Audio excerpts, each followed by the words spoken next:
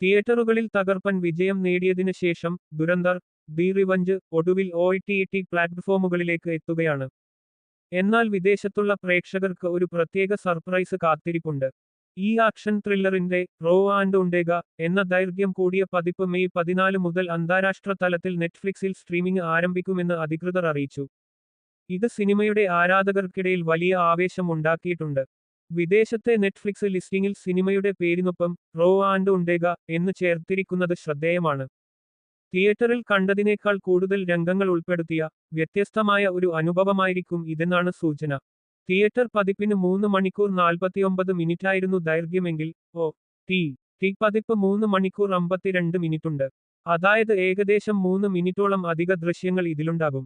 എന്നാൽ ഏതൊക്കെ ഭാഗങ്ങളാണ് പുതുതായി ചേർത്തതെന്ന് അണിയറ പ്രവർത്തകർ വെളിപ്പെടുത്തിയിട്ടില്ല. ഇന്ത്യയിൽ ചിത്രത്തിന്റെ സ്ട്രീമിംഗ് അവകാശം ജിയോ ഹോട്ട്സ്റ്റാറിനാണ്.